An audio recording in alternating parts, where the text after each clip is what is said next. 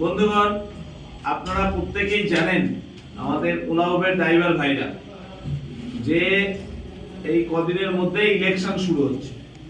Police র্যাম্পার্ট যেখানে পাচ্ছে ইলেকশনের জন্য গাড়ি ধরছে, আমাদের স্টিকার লাগানো আছে তাও ধরছে। এসব ভাই চলবে না। অনেক গাড়ি আছে, আমাদের ইউনিয়নের কোনো গাড়ি ওই ইলেকশন পারপাসে নেওয়া যাবে না। তা আমাদের প্রথম কথা।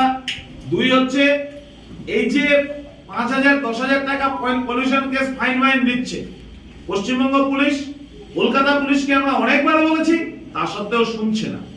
এসব চলবে না। 3 নম্বর বিষয় যেটা হচ্ছে, ওলা উবের চালাচ্ছে, কলকাতায় অফিস নেই। রাজ্য সরকারকে বারবার বলেছি, রাজ্য সরকার কোনো কর্ণপাত করছে না।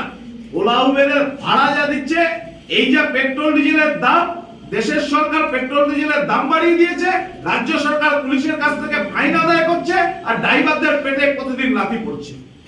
এর বিরুদ্ধে আমরা যেটা বলছি, 25 টাকা কিলোমিটার দিতে হবে, আর ইন্টারসিটি গেলে 30 টাকা। যদি না দেয় তাহলে আমরা রাস্তায় নামছি। পুলিশে ইলেকশনের জন্য গাড়ি ধরা যাবে না। 30 টাকা 25 টাকা 30 টাকা কিলোমিটার দিতে হবে। 5,000 10,000 টাকা ফাইন করা যাবে না। আর ওলা উবের ইনড্রাইভার র্যাপিডো প্রত্যেকের অফিস কলকাতায় চাই। এই দাবি নিয়ে আগামী 11ই মার্চ সকাল থেকে কলকাতা শহরে লাল ঝান্ডা গাড়িতে লাগিয়ে র্যালি দেখবে। রাজ্য সরকার এবং কেন্দ্রীয় সরকার অসভ্যতার সীমা আছে, তাদের বিরুদ্ধে আমরা লড়ব। আমাদের লড়াই আগামী 11 তারিখ কলকাতা শহরের বুকে হবে।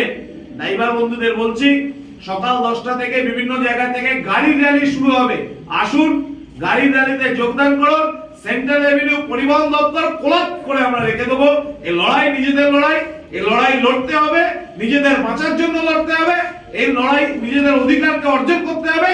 11 তারিখ গাড়িতে ঝান্ডা লাগিয়ে কলকাতা শহরে ড্রাইভার বন্ধুদের সঙ্গে দেখা হচ্ছে। পুলিশ প্রশাসন এবং সরকারের বিরুদ্ধে যুদ্ধ ঘোষণা। লাল সেনা, আসুন 11 তারিখ দেখা হবে।